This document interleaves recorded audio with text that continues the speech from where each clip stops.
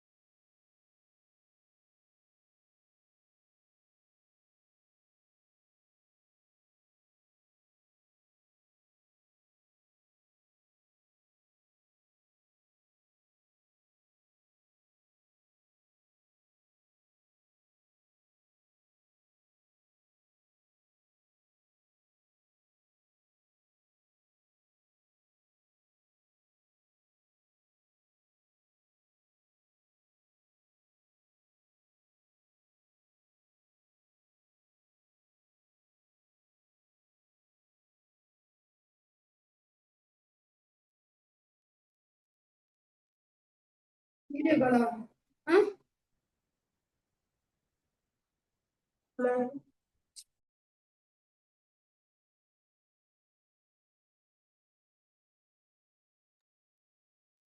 evening, Ma. We'll wait for another 2 minutes for others also to join.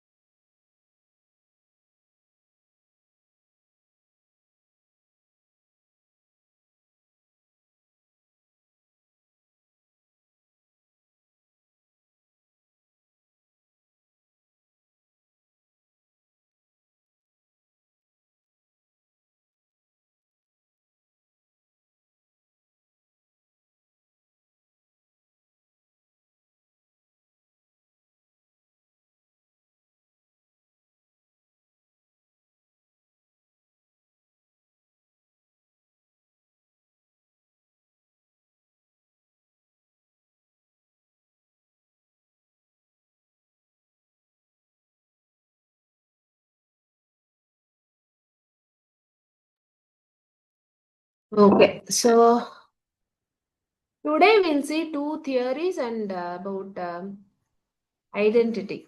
Okay, self-identity and psychological well-being concept. In concept மட்டும் பார்ப்போம். So, are you all with me?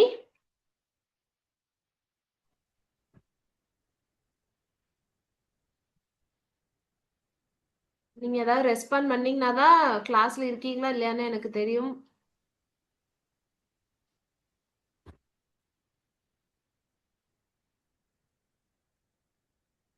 Yes? Okay, fine. So, is my screen visible?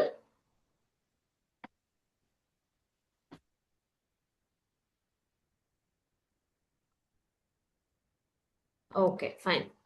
So first we'll see Erikson's stages of psychosocial development. So Erik Erikson அப்படிங்கிற person, he's also a psychologist and a researcher. So he identified certain stages of psychological and sociological aspects of development. என்னன்னு பார்ப்போம். So இங்க பாத்தீங்களா, இந்த எரிக்சனுடைய theory படி individuals பார்த்தீங்கன்னா இமோஷனலாவும் சரி சோஷியலாவும் சரி அவங்களோட இவல்யூஷன், அவங்க எந்த மாதிரி டெவலப் ஆகுறாங்க அப்படிங்கிறது 8 டிஃப்ரெண்ட் ஸ்டேஜஸ் ஆஃப் லைஃபா வந்து பிரிச்சிருக்கிறாரு. லைக் நம்மளோட லைஃப் ஸ்பேன்ல 8 டிஃப்ரெண்ட் ஸ்டேஜஸ், ஒரு ஒரு ஒரு படிநிலை மாதிரின்னு வச்சுக்கோங்களேன். ஸோ இது சைக்கலாஜிக்கல் அண்ட் சோஷியலாஜிக்கல் ஆஸ்பெக்ட்ஸ்ல எப்படி டெவலப்மெண்ட் அவங்களுக்குள்ள ஏற்படுதுங்கிறத பத்தி தான் எரிக்சன் வந்து சொல்லியிருக்காங்க. And it highlights how relationships, experiences, and societal expectations shape our identity and influence our behavior. So இங்க நம்ம சோஷியலாஜிக்கல் அண்ட் சைக்கலாஜிக்கல் டெவலப்மெண்ட் பார்க்குறோம் இல்லைங்களா? ஸோ அப்போ நேச்சுரலா ரிலேஷன்ஷிப் அப்படிங்கிறதும் வந்து ஒரு சோஷியல் ப்ராசஸ். ஸோ எக்ஸ்பீரியன்ஷியல் அப்படிங்கிறது அவங்களோட சைக்கலாஜிக்கல் செல்ஃப் அப்படிங்கிறது எப்படி இன்ஃப்ளூயன்ஸ் பண்ணி டெவலப் பண்ணுது. அண்ட் சொசைட்டல் எக்ஸ்பெக்டேஷனும் வந்து அவங்க எப்படி இன்டர்னலாகவும் எக்ஸ்டர்னலாகவும் வந்து பில்ட் பண்ணுது அப்படிங்கறத பொறுத்து அவங்களோட ஐடென்டிட்டி ஷேப் ஆகுது. Plus yes please be muted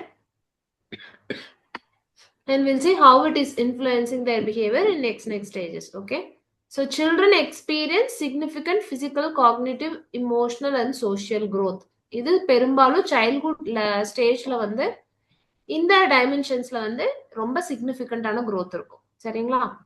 so இதுல கீ கான்செப்ட்ஸ் அப்படின்னு பாத்தீங்கன்னா இங்க வந்து ஸ்டேஜ் வைஸா தான் வந்து அந்த டெவலப்மெண்டல் ப்ராசஸ் இருக்கும். ஸோ ப்ரீவியஸ் ஸ்டேஜோட அவுட்கம் பொறுத்து தான் அடுத்த ஸ்டேஜினுடைய டெவலப்மெண்ட் அப்படிங்கிறது இருக்கும். So each stage builds on the outcomes of the previous one.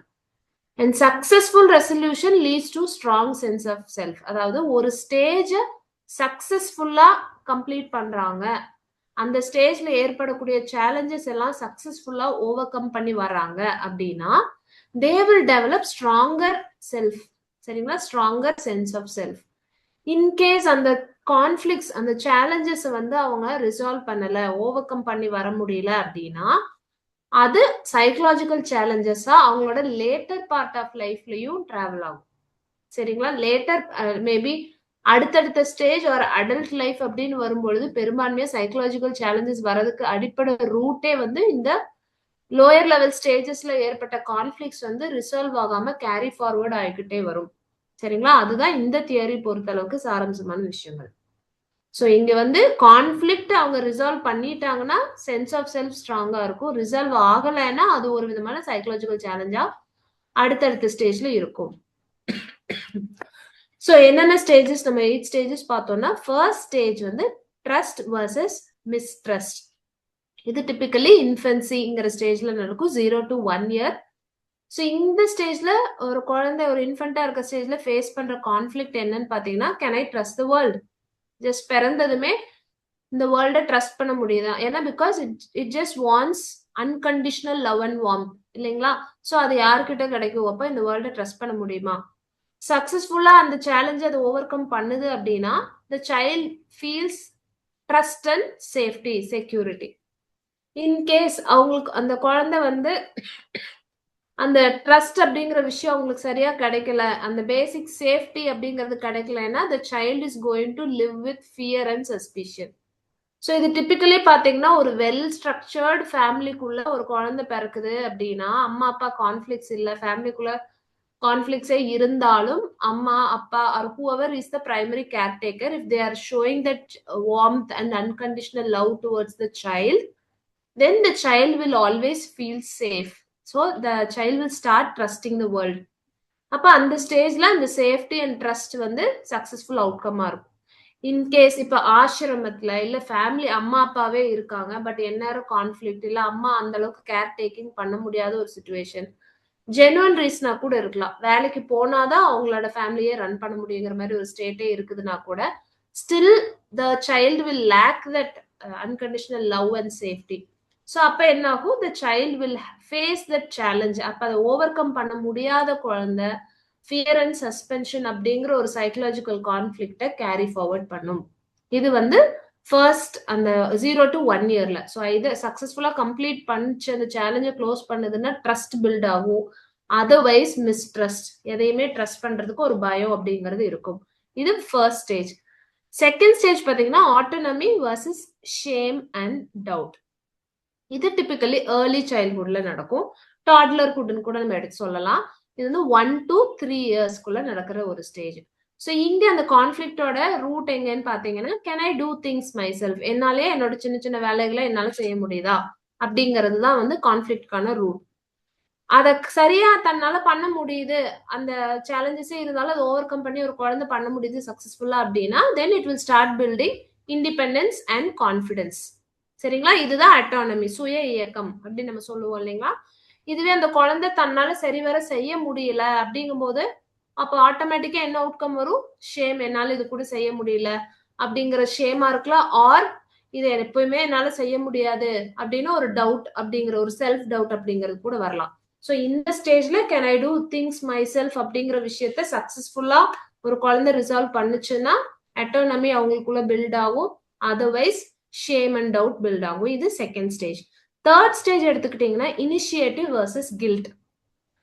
So இது டிபிக்கலி ப்ரீ ஸ்கூல். ஏன்னா குழந்தை வீட்டுல இருந்து ஸ்கூல் அப்படிங்கிற ஒரு விஷயம் நியூ என்விரான்மெண்ட்குள்ள போகுது. சரிங்களா?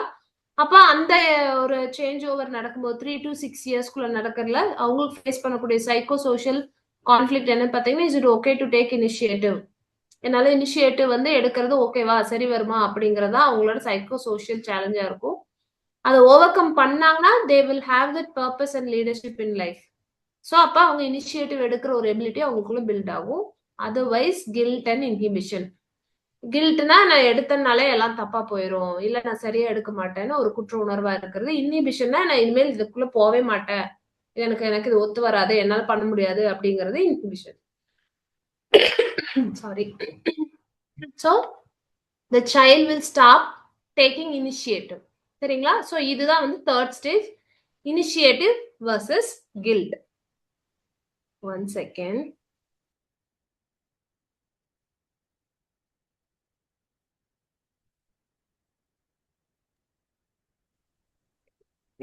So fourth stage is industry versus inferiority. So இது பாத்தீங்கன்னா ஸ்கூல் ஏஜ்ல நடக்கக்கூடியது, அதாவது primary level. So 6 to 12 years அந்த ஏஜ் குரூப்ல நடக்கிறது. ஸோ இவங்க ஃபேஸ் பண்ற சைக்கோ சோஷியல் கான்ஃபிளிக்ட் பாத்தீங்கன்னா, can I succeed in school and with peers. So என்னோட ஸ்கூலிங்ல இருக்கிற அந்த ப்ராசஸா இருந்தாலும் சரி, பியர் குரூப்போட மிங்கிளாய் போறதா இருந்தாலும் சரி, அதை சக்சஸ்ஃபுல்லா பண்ண முடியுமா அப்படிங்கறதா கான்ஃபிளிக்டா இருக்கும். ஸோ அதை ஓவர் கம் பண்ணாங்கன்னா அவங்களுக்குள்ள காம்பீட்டன்ஸ் அண்ட் அச்சீவ்மெண்ட் அப்படிங்கிற ஒரு ஆஸ்பெக்ட் வந்து பில்ட் ஆகும். They are not able to overcome that conflict. அப்போ அவங்களுக்கு inferiority and fear of failure அப்படிங்கிற விஷயம் வந்து உள்ள பில்ட் ஆகும். ஸோ இது வந்து ஃபர்ஸ்ட் 4 ஸ்டேஜஸ்.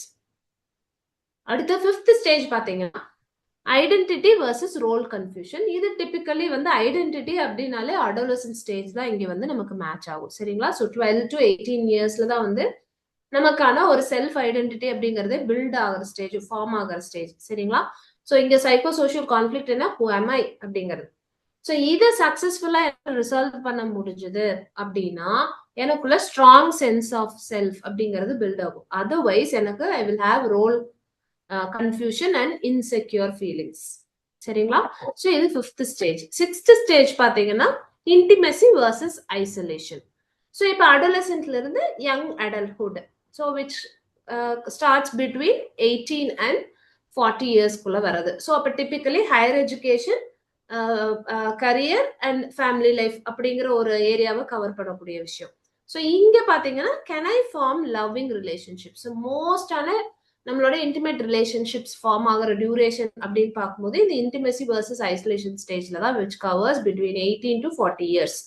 ஸோ இங்க என்னால ஒரு லவ்விங் ரிலேஷன்ஷிப்பை பாசிட்டிவா ஃபார்ம் பண்ண முடியுது அப்படின்னா I can develop deep connections with people. சரிங்களா? Otherwise I will suffer from loneliness and isolation. So இதுதான் 6th stage, intimacy versus isolation. 7th stage பாத்தீங்கன்னா generativity versus stagnation. So this happens during the middle adulthood which covers the age group of 40 to 65 years. So இங்க வந்து என்ன, நம்மளோட productivity, நம்மளோட contribution to the world. So can I contribute to the world? ஓகேங்களா? என்னோட productivity level வந்து எந்த அளவுக்கு இருக்கு அப்படிங்கிற அடிப்படையில. ஸோ இது எனக்கு சார்ட் அவுட் பண்ண முடிஞ்சதுன்னா my productivity will be high and I will start developing some legacy behind me. இதுல நான் சக்சஸ்ஃபுல்லா என்னால ஓவர் கம் பண்ணி வர முடியலன்னா ஸ்டாக்னேஷன் அண்ட் செல்ஃப் அப்சர்ப்ஷன்.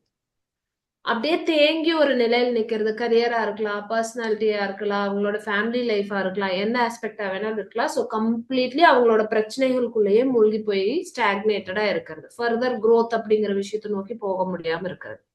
இது வந்து 7th stage. And last 8th stage பாத்தீங்கன்னா integrity versus despair, which typically happens in the later adulthood, which covers from age 65 plus onwards. So இங்க வந்து பாத்தீங்கன்னா ஓவராலா என்னோட லைஃபை நான் கன்சல்டேட் பண்ணி பார்க்கும் பொழுது வாஸ் மை லைஃப் மீனிங்ஃபுல் அப்படிங்கறதா என்னோட சைக்கோ சோஷியல் கான்ஃபிளிக்டா இருக்கும். If I am able to overcome that conflict, then I will have the wisdom and satisfaction of the life I have lived. Otherwise, I will have regret and despair. நம்ம தப்பு பண்ணிட்டோம், வாழ்க்கை ஃபுல்லா தப்பு பண்ணிட்டோம், நம்ம வாழ்க்கையே வீணா போச்சு, நான் வாழ்ந்ததுக்கே அர்த்தம் இல்லையே அப்படிங்கிற அந்த ஒரு ரெக்ரெட் அண்ட் டிஸ்பேருக்குள்ள போயிடும். சரிங்களா? ஸோ இதுதான் 8 ஸ்டேஜஸ். ஸோ ரைட் ஃப்ரம் இன்ஃபன்சில இருந்து நம்மளோட லேட் அடல்ட்ஹுட் ஓல்டேஜ் வரைக்கும் பாத்தீங்கன்னா எரிக் எரிக்சன் அப்படிங்கிறவரு 8 ஸ்டேஜஸா பிரிச்சிருக்காரு. ஸோ இந்த ஸ்டேஜஸ் வந்து எந்த type of development? Psychological and social dimension of development. சரிங்களா? ஒவ்வொரு ஸ்டேஜுக்கும் வந்து ஒரு கோர் சைக்கோ சோஷியல் கான்ஃபிளிக்ட் அப்படிங்கிறது அரைஸ் ஆகுது. அந்த ஸ்டேஜ்ல வந்து ஒரு நபரால ஓவர் கம் பண்ண முடிஞ்சதுன்னா அவங்களோட சென்ஸ் ஆஃப் செல்ஃப் எந்த மாதிரி ஆஸ்பெக்ட்ஸ்ல பில்ட் ஆகுது, இன்கேஸ் ஓவர் கம் பண்ண முடியல அப்படின்னா அவங்களுக்குள்ள என்ன மாதிரியான நெகட்டிவான விஷயங்கள், சைக்கலாஜிக்கல் கான்ஃபிளிக்ட்ஸ் வந்து பில்ட் ஆகி அடுத்தடுத்த ஸ்டேஜ் ஆஃப் லைஃபையும் இன்ஃபுளுன்ஸ் பண்ணுது. இதன் அடிப்படையில தான் வந்து எரிக் எரிக்சன் அப்படிங்கிறவர் வந்து சைக்கோ சோஷியல் டெவலப்மெண்ட் தியரி அப்படிங்கிற விஷயத்த வந்து கொடுத்திருக்காங்க. சரிங்களா? சோ இது பேசிக்கா நமக்கு தெரிஞ்சுக்கணும். ஏன் இது தெரிஞ்சுக்கணும் அப்படின்னா நம்ம ஸ்கூல் லெவல்ல குழந்தைங்களை வந்து ஐடென்டிஃபை பண்ண தெரியணும். அந்தந்த ஸ்டேஜுக்கான அவங்களோட சேலஞ்சிங் ஏரியா என்னவா இருக்கும், ஏன் ஒரு குழந்தை அண்டர் பெர்ஃபார்ம் பண்ணுது, என்ன ரீசன், பாசிபிள் ரீசனா இருக்க வாய்ப்பு, as a teacher what kind of supportive environment am I going to offer to the child so that the child will overcome that conflict positively. சரிங்களா? ஆர் ஒரு குழந்தை நெகட்டிவ் அவுட்கம்ல இருக்கு அப்படின்னா அதை எப்படி ஓவர் கம் பண்ணி பாசிட்டிவா கொண்டு வர்றது அப்படிங்கிறதுக்கான எஃபர்ட்ஸ் நம்ம போடணும். சரிங்களா? சோ இதுக்குதான் வந்து நம்ம இந்த தியரி வந்து லேர்ன் பண்றோம். For knowing the level of psycho-social development of an individual in the classroom. So, இதோட educational implications பார்க்கும்போது to understand students' emotional and social needs. சரிங்களா? ஏன்னா இது psychological and sociological aspects பத்தி தான் பேசுறோம். ஸோ அந்தந்த ஸ்டேஜ்ல ஒரு குழந்தையோட இமோஷனல் அண்ட் சோஷியல் நீட்ஸ் அடிப்படையா என்னவா இருக்கும் அப்படிங்கறத அண்டர்ஸ்டாண்ட் பண்றது. Create age appropriate learning environments. For example, adolescent student படிக்கிறாங்க அப்படின்னா அவங்களுக்கு ஐடென்டிட்டி கிரைசிஸ் அப்படிங்கிற ஒரு விஷயம் தான் பிரதானமான கான்ஃபிளிக்டா இருக்கும். ஸோ அதுக்கேற்றாற் போல நம்மளோட எஜுகேஷனல் எக்ஸ்பீரியன்சஸ், லேர்னிங் என்விரான்மெண்ட் வந்து அதுக்கேற்றாற் போல we have to provide. இதே வந்து ஒரு கிளாஸ் 1, கிளாஸ் 2 அப்படிங்கிறவங்களுக்கு அந்த ஸ்டேஜ் லைக் 1 to 3 years அப்படிங்கும்போது டாட்லர்ஹுட், ஏர்லி சைல்ட்ஹுட். ஸோ அவங்களுக்கு என்ன மாதிரி சேலஞ்சஸ் இருக்கும், அதுக்கு நம்ம எந்த மாதிரி கிளாஸ் ரூம் எக்ஸ்பீரியன்ஸ் அவங்க கொடுக்கணும். So appropriate age appropriate learning environment provide பண்றதுக்கு and then support identity formation and self esteem. எல்லாத்தையும் நீங்க கன்சல்டேட் பண்ணி பார்க்கும்போது ஒரு பர்சன் எப்படி அவங்களோட பர்சனாலிட்டி, அவங்க ஐடென்டிட்டி, அவங்களோட own self worth and esteem எப்படி பில்ட் ஆகுது அப்படிங்கிற ஒரு விஷயத்துக்கு we are offering support. சரிங்களா? and then foster collaboration, independence and resilience. So இந்த தியரி நம்ம லேர்ன் பண்ணி கிளாஸ் ரூம் லெவல் அப்ளை பண்றோம் அப்படின்னா அதுக்கான இம்ப்ளிகேஷன்ஸ் என்ன அப்படிங்கிறது இதெல்லாம் தான். சரிங்களா? ஸோ இந்த தியரி புரிஞ்சுங்களா? இந்த தியரியில ஏதாவது டவுட் இருக்கா உங்களுக்கு? நான் ஸ்லோவா தான் போறேன், ஏன்னா இதுல நம்ம நிறைய தியரிஸ் படிப்போம். ஸோ தியரி லாஜிக்கலி சரிவர புரிஞ்சுக்கிட்டீங்கன்னா ஆன்சர்ஸ் ஈஸியா நீங்க எழுதிடலாம். ஒரு ஸ்டேஜ்ல என்ன கான்ஃபிளிக்ட், எந்த ஏஜ் குரூப்ல நடக்குது, ஓவர் கம் பண்ணுனா என்ன அவுட்கம், ஓவர் கம் பண்ண முடியாம போனா என்ன அவுட்கம், இந்த கிளாரிட்டி உங்களுக்கு இருக்கணும். அண்ட் இந்த தியரி எதுக்காக நம்ம எஜுகேஷனல் ஃபீல்டுக்குள்ள அப்ளை பண்ண போறோம், இதோட இம்ப்ளிகேஷன்ஸ் என்ன அப்படிங்கிற அளவுக்கு நீங்க தெரிஞ்சுக்கிட்டீங்கன்னா மோர் தென் எனஃப். சரிங்களா? ஓகே, அடுத்தது வந்து identity status and psychological well-being. So identity status and psychological well-being always go hand in hand. எந்த அளவுக்கு ஒரு பர்சன் ஒரு குழந்தை இல்ல ஒரு இண்டிவிஜுவல் வந்து சைக்கலாஜிக்கலி வெல்லா அவங்க ஃபங்க்ஷன் ஆகுறாங்களோ அது அவங்களோட ஐடென்டிட்டியை வந்து இன்னும் பெட்டரா என்ஹான்ஸ் பண்ணும், ஒரு ஸ்ட்ராங்கர் சென்ஸ் ஆஃப் செல்ஃப் கண்டிப்பா கொடுக்கும். சரிங்களா? ஸோ அப்ப அடிப்படையில ஐடென்டிட்டி அப்படிங்கிற ஒரு விஷயம் வந்து நம்ம எதுக்காக அந்த ஸ்டேட்டஸ் பார்க்கணும் அப்படின்னா, to understand how individuals are primarily forming their identity. சரிங்களா? எப்படி அந்த ஐடென்டிட்டிங்கிற கான்செப்ட் ஒரு நபருக்குள்ள வந்து உருவாக்கமாகுது அப்படிங்கறத we should understand. And status of that identity can offer insights into their mental health, emotional stability and overall life satisfaction. So அந்த identity அவங்களுக்கு once form ஆகுது அப்படின்னா அதனுடைய தன்மை எந்த அளவுக்கு இருக்கு, நல்ல ஒரு ஸ்ட்ராங்கர் செல்ஃப் ஐடென்டிட்டி ஃபார்ம் பண்ணிருக்காங்களா, வீக்கா இருக்காங்களா, ஆவரேஜா இருக்காங்களா, பாசிட்டிவா இருக்கா, நெகட்டிவா இருக்கா, அந்த ஸ்டேட்டஸே வந்து அவங்களோட mental health, emotional stability and overall life satisfaction எந்த அளவுக்கு இருக்குங்கிறத நமக்கு ஓரளவுக்கு ஐடியா. ஏன்னா இது எல்லாமே ஒரு குழந்தையோடைய லேர்னிங்ல இன்ஃபுளுன்ஸ் பண்ணும். சரிங்களா? அண்ட் ஓவரால் ஹோலிஸ்டிக் டெவலப்மெண்ட்லயுமே இன்ஃபுளுன்ஸ் பண்ணும். ஸோ இதுல நம்ம எரிக்சனுடைய தியரியில டிஃப்ரெண்ட் ஸ்டேஜஸ் பார்த்தோம். எந்த ஸ்டேஜ்ல ஐடென்டிட்டிங்கிற விஷயம் வருது சொல்லுங்க பார்க்கலாம். It's already there on the screen.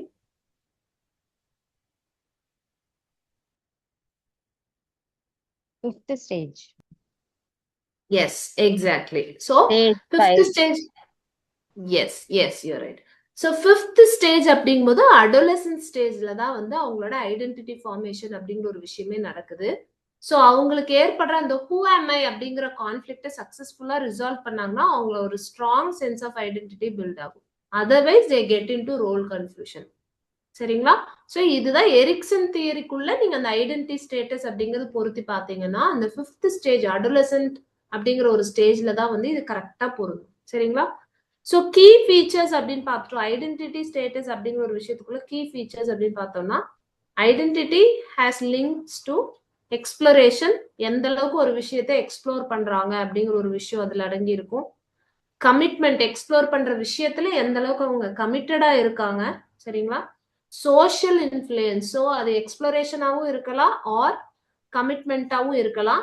அதுக்குள்ள அந்த சோஷியல் இன்ஃப்ளூயன்ஸ் எந்த அளவுக்கு ஒரு ரோல் பிளே பண்ணுது அப்படிங்கிறதும் வந்து இன்ஃப்ளூயன்ஸ் இருக்கும். Self reflection, so social influence போது எக்ஸ்டர்னலா வரக்கூடியது, செல்ஃப் ரிஃப்ளெக்ஷன் வரும்போது இன்டர்னலா வரக்கூடியது. ஸோ இந்த ரெண்டுமே எக்ஸ்ப்ளோரேஷனையும் இன்ஃப்ளூயன்ஸ் பண்ணும், கமிட்மெண்ட்டையும் இன்ஃப்ளூயன்ஸ் பண்ணும். இதுக்கு ஏற்றார் போலதான் அவங்களோட ஐடென்டிட்டி ஸ்டேட்டஸ் இருக்கும். சரிங்களா? ஸோ ஐடென்டிட்டி ஸ்டேட்டஸ்ங்கிற ஒரு டேர்மே வந்து it is given by James Marcia. அவர் வந்து இந்த Erikson theory of identity development, அதாவது குறிப்பிட்ட அந்த ஃபிஃப்த் ஸ்டேஜ் அப்படிங்கிற ஒரு விஷயத்தை தான் வந்து எக்ஸ்பேண்ட் பண்ணியிருந்தாரு.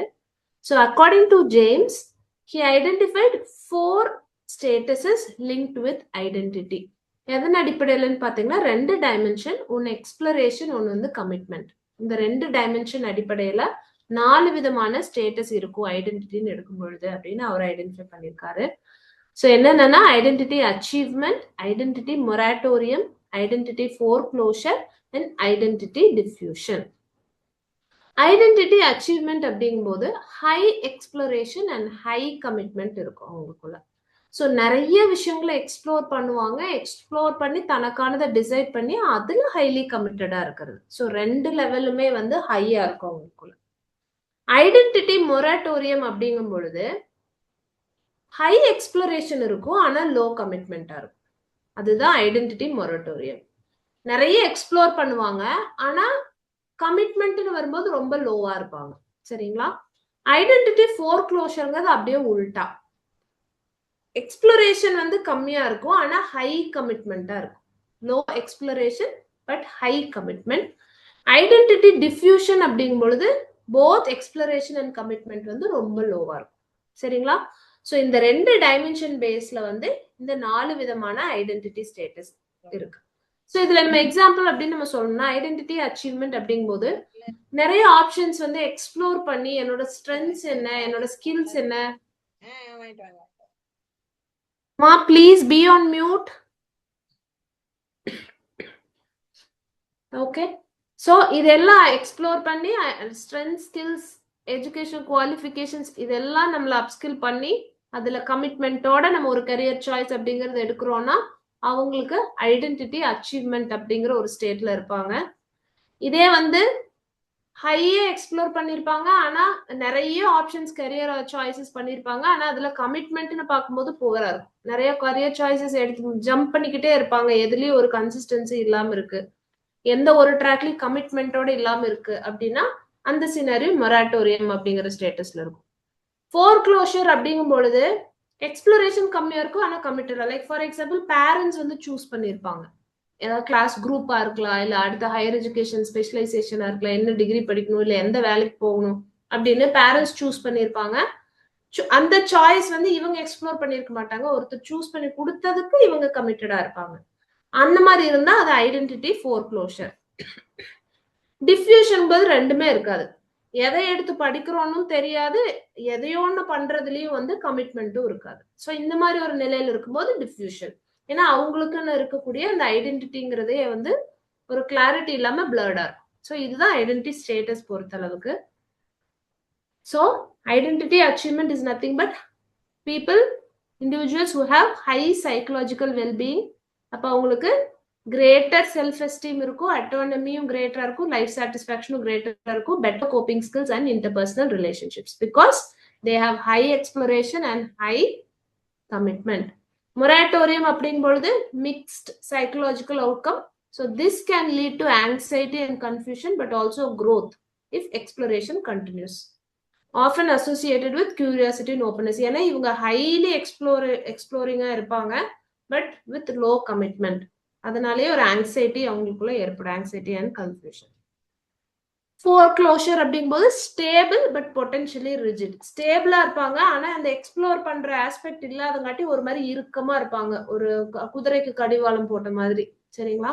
So may experience lower self awareness and difficulty adapting to change, vulnerable to identity crisis later in life.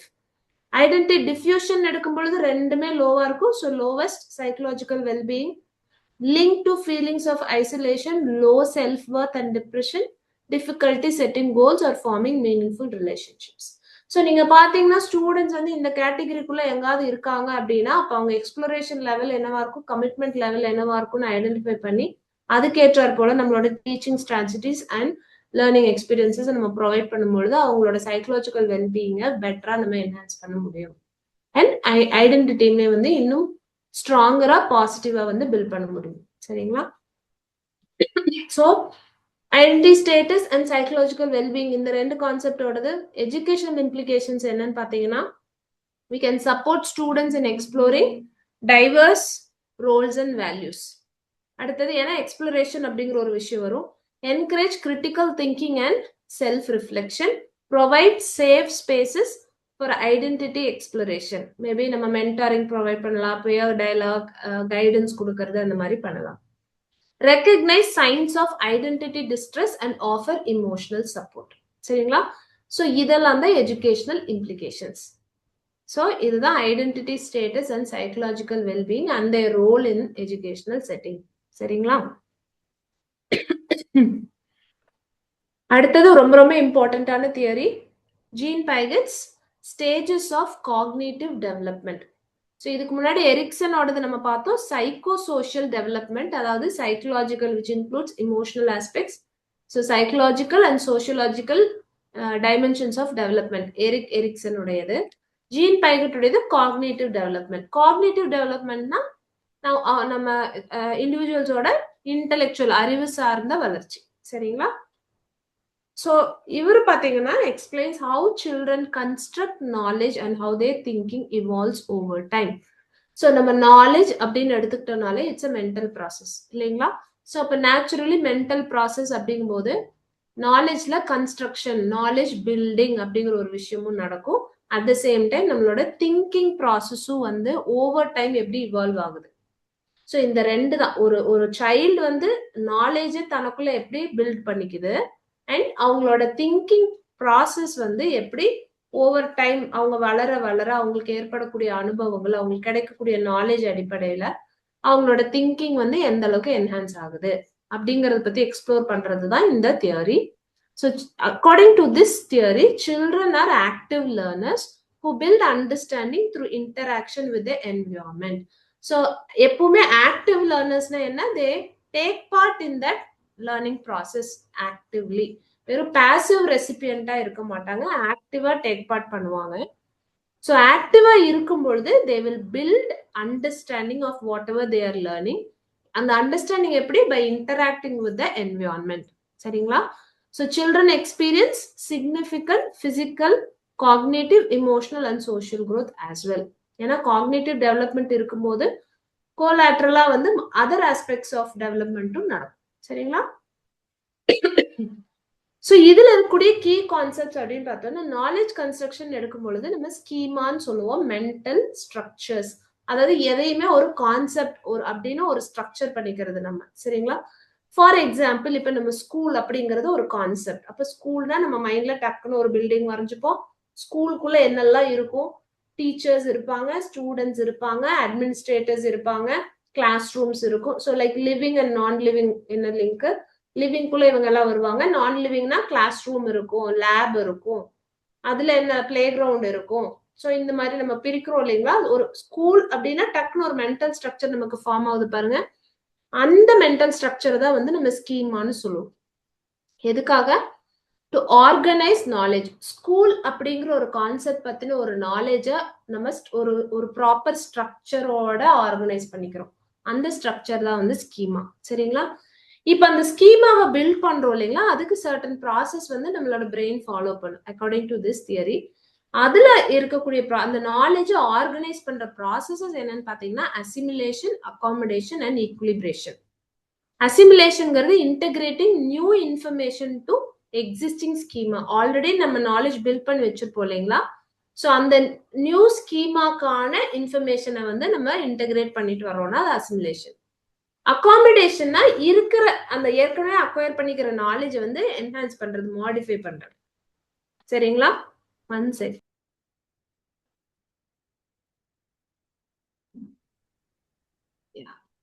So accommodation means modifying schemas when new information does not fit. சரிங்களா? Equilibration na balancing both the process, balancing assimilation and accommodation to create a stable understanding. So இதுதான் வந்து key concept of this cognitive development theory. So இதுல பாத்தீங்கன்னா 4 stages. என்னன்னா sensory motor stage, which covers the age group from birth to 2 years. Second is pre-operational stage, which covers 2 to 7 years. Third is concrete operational stage, which includes 7 to 11 years. I'm sorry. Formal operational stage, which includes 12 years and above. சரிங்களா? So இதுல நீங்க பார்த்தாலே ஓரளவுக்கு ஒரு rough idea கிடைக்கும். என்னன்னா first one பாருங்க, sensory motor ஸ்டேஜ்ல child uses the sense organs to learn and acquire knowledge. The child uses motor activities to learn and acquire knowledge. So both sensory information and motor activities help in gaining knowledge, help in building knowledge. இதுதான் sensory motor. Sensory plus motor இந்த ரெண்டு part அதுல வந்துரும். சரிங்களா? Pre operational stage அப்படிங்கும் பொழுது இன்னும் கொஞ்சம் அடுத்த லெவல். சரிங்களா?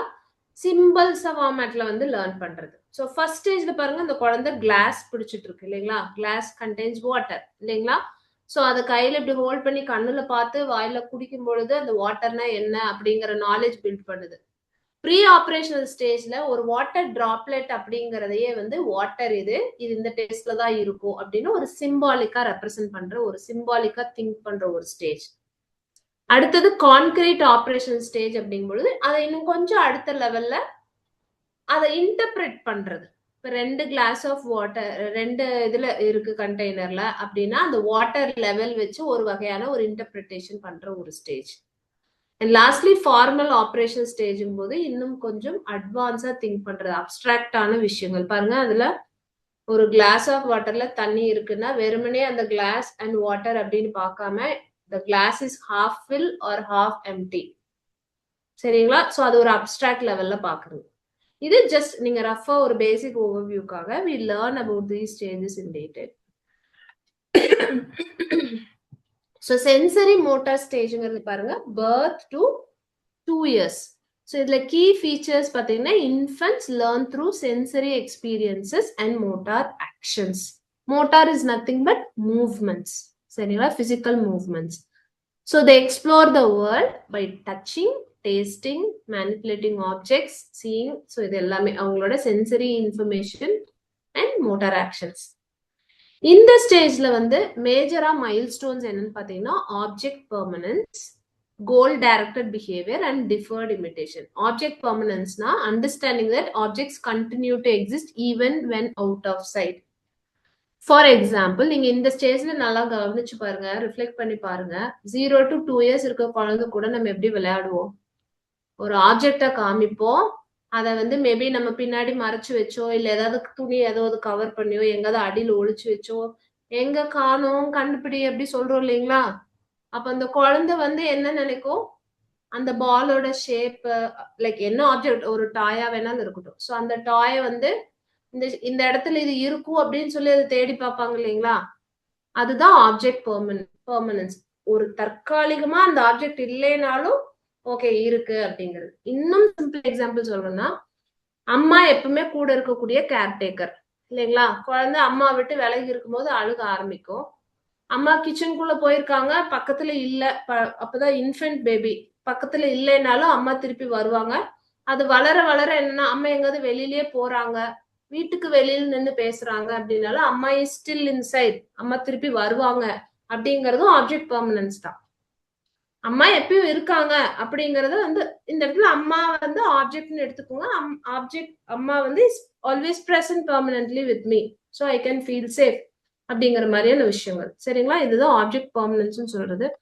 கோல் டைரக்டட் பிஹேவியர் அப்படிங்கும்போது intentional actions to achieve a result. For example இந்த குழந்தை வந்து நடந்து பழகுது இப்பதான் அப்படின்னா அதுக்கு டாய் வேணும், அந்த டாய் ஒரு டேபிள் மேல இருக்கு அப்படின்னா அந்த குழந்தை எதர் இட் கோஸ் அந்த டாய் வேணும் அப்படின்னு முடிவு பண்ணிச்சுன்னா கிரால் பண்ணி போகலாம், நடந்து போய் எடுக்கலாம், இல்ல யாரையாவது எடுத்து கொடுக்க சொல்லியாவது அதோட ஆக்ஷன்ஸ்ல காட்டலாம் இல்லைங்களா? ஸோ அப்ப now the child learns to build a goal, அந்த கோலை நோக்கிய பிஹேவியரை த சைல்ட் ஸ்டார்ட்ஸ் ப்ரொஜெக்டிங். இதுதான் goal directed behaviour. And then deferred imitation அப்படிங்கும் பொழுது முன்ன அப்சர்வ் பண்ண விஷயங்களை ஃபர்ஸ்ட் டைம் அப்சர்வ் பண்ண விஷயங்களை வந்து இமிடேட் பண்ணுவாங்க. அப்ப கொஞ்சம் வளர வளர அந்த ஏர்லியரா அப்சர்வ் பண்ண விஷயங்களை வந்து ரிப்பீட் பண்ணுவாங்க. ரிப்பீட்டிங் ஆக்ஷன்ஸ் அப்சர்வ்ட் ஏர்லியர், சரிங்களா? அதுதான் டிஃபர்ட் இமிடேஷன். எக்ஸாம்பிள் பாருங்க, baby drops a toy and looks for it under the table, showing object permanence. ஓகேங்களா? ஸோ இது சென்சரி மோட்டார் ஸ்டேஜ். அடுத்த ஸ்டேஜ் பாத்தீங்கன்னா pre operational stage which covers 2 to 7 years. So இதுல key features அப்படின்னு பாத்தீங்கன்னா rapid development of language and symbolic thinking.